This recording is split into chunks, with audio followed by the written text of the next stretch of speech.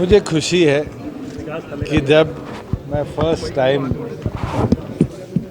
University के अंदर आया था ये 7वें वाले ब्लॉक का इनॉग्रेशन करने, तो मैं वीसी साहब को एक निवेदन किया था कि कॉमन एक्टिविटीज़ के लिए एक ऐसा सेंटर बनाया जाए जहां खाने पीने से लेकर खेलना, कोई किसी का बर्थडे है इस तरह की एक्टिविटी हो, काउंसलिंग हो। ये सब विदेशों में हमने सेंटर चलते देखे हैं यूनिवर्सिटीज़ के अंदर।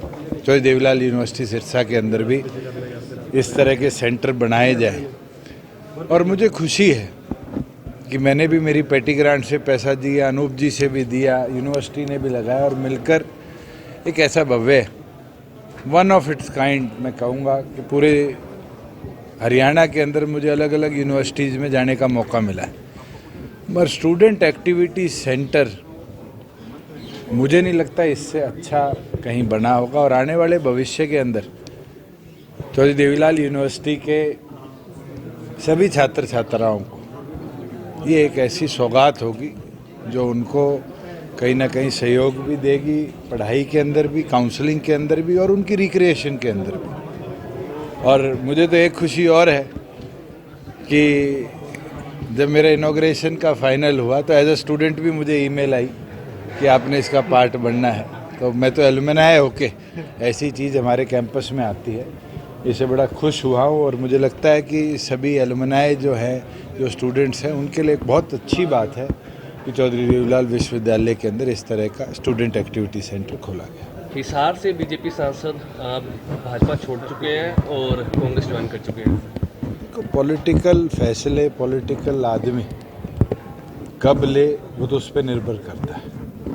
मेरे 1 साल से जो निर्णय नहीं ले पा रहे थे, अंत में उन्होंने निर्णय लिया, तो इनकी सोच है जिसके प्रति वो गए हैं। और भगवान उनकी सोच को मैं तो ये कहूँगा कि अपना आशीर्वाद दे कि उनने जो कदम उठाया है वो किस सोच के साथ उठाया है और क्या वो आगे करना चाहते हैं। हिसार छोड़ के भागेंगे, हिसार रुकेंगे, सोनीपत भागेंगे, ये तो समय बताएगा। कंडा निकल गया आपका? मेरा तो भैया आज तक कोई कंडा नहीं है, ना निकालने की सोच रखने वाला आदमी। 4.5 साल हो गए, 10 साल एक्टिव पॉलिटिक्स में हो गए। कोई एक आदमी ये बोलता हो कि मैंने राजनीतिक तौर पे उससे द्वेष रखा या राजनीतिक तौर पर उसका नुकसान किया, गिनवा दे। आज के दिन तो मेरी एक ही सोच है, जो चौधरी अजय सिंह चौटाला जी ने चौधरी देवीलाल के असूलों के साथ जननायक जनता पार्टी का निर्माण किया था, उस सोच को आगे लेकर चलना। और उस सोच के अंदर किसान कमेरे को, आम नागरिक को कैसे ज़्यादा सुविधाएं दे पाए, हम 4.5 साल में उस पर कामयाब भी रहे। और आगे भी इसी सोच को अगले 40 साल 50 साल भगवान करे पार्टी 100-200 साल तक ऐसे ही रहे और ये पार्टी इस विचार को। कब तक लिस्ट आएगी? अगर चौधरी अजय सिंह चौटाला जी कहेंगे चुनाव लड़ ले, तो मुझे नहीं लगता हमारी पार्टी का एक भी सिपाही एक कदम पीछे हटेगा। और मैंने तो राष्ट्रीय और प्रदेश कार्यकारिणी की जो बैठक थी उसमें भी खुलकर कहा था, हम पूरी तौर पर तैयार हैं 10 की 10 सीटों पर लड़ने के लिए भी, और पूरी तौर पर तैयार हैं गठबंधन में लड़ने।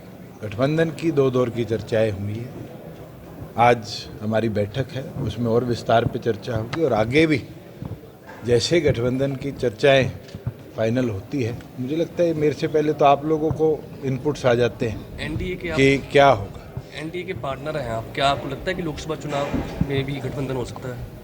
मैं तो आज भी मानता हूँ एनडीए का जिस तरह विस्तार हो रहा है, टीडीपी कल एनडीए में आई है और छोटे छोटे दल जैसे आरजेडी आया था, आरएलडी आया था, आज एनडीए का कुनबा बढ़ रहा है। और आने वाले भविष्य के अंदर भी मुझे उम्मीद है कि और भी सहयोगी दल जो अभी तक एनडीए में नहीं है, पहले थे, उनको भी हम लाने का प्रयास करें। हिसार से कितना पक्का दावा है आपका, अगर गठबंधन होता है तो हमारी चॉइस बड़ी क्लियर है। चौधरी अजय सिंह चौटाला जी ने अनेक बार कह दिया है कि हिसार और भिवानी महेंद्रगढ़ लोकसभा से पार्टी अपनी तैयारी करे। 2 हमारी प्राथमिकता है और उन प्राथमिकताओं के साथ हम 10 की 10 सीटों पर भी काम कर रहे हैं। 6 लोकसभा हमने कवर कर ली और 13 तारीख को 7वीं लोकसभा का हम नव संकल्प रैली का जलसा करेंगे और उस दौरान पार्टी की गतिविधि जो हिसार लोकसभा में हुई है, जिस तरह विकास करा है, उसका जनता के आगे भी ब्यौरा रखेंगे। अगर गठबंधन होता है तो हिसार या भिवानी सीट ही मांगेंगे क्या, वो और भी मांग रहे हैं? देखो, हमारी प्राथमिकता है, वो तो अलायंस में बैठ के चर्चा होगी, कौन सी मिलेगी कौन सी नहीं मिलेगी, वो कौन सी लेना चाहेंगे।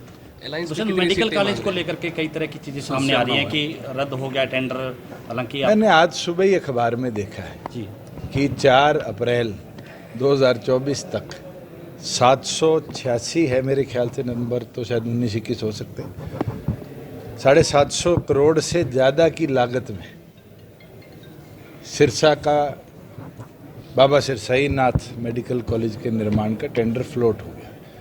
कोई टेक्निकल दिक्कत आई होगी, इसीलिए रिवाइज करना पड़ेगा। और क्योंकि ये हरियाणा सरकार ने बिल्डिंग नहीं बनानी, हमने पैसा हाइट्स को दे दिया है, जो HHL गवर्नमेंट ऑफ इंडिया की एक नवरत्न कंपनी है और सेंट्रल PSU है, वो इसको कंप्लीट करेगा। तो टेक्निकलिटी जो देखनी है, इसका ड्राइंग और इसका फ्यूचर का काम देखना है, वो हाइट्स का काम है। हरियाणा सरकार ने अपनी ओर से लोकेशन भी फाइनल कर दी है, नाम भी फाइनल कर दिया है और आगे का कार्य भी हाइट्स को देने का काम किया। बादल साहब की पहले पुण्यतिथि पे जाके आए हैं, वहाँ भी बीजेपी के अध्यक्ष हैं, उनसे भी बातचीत हुई आपकी इसको लेकर? पंजाब के अंदर राजनीतिक चर्चा मुझे नहीं लगता ऐसे फंक्शन में, जब हम पारिवारिक तौर पर गए। बादल साहब का देहांत हुआ, उस दिन भी मैं गया।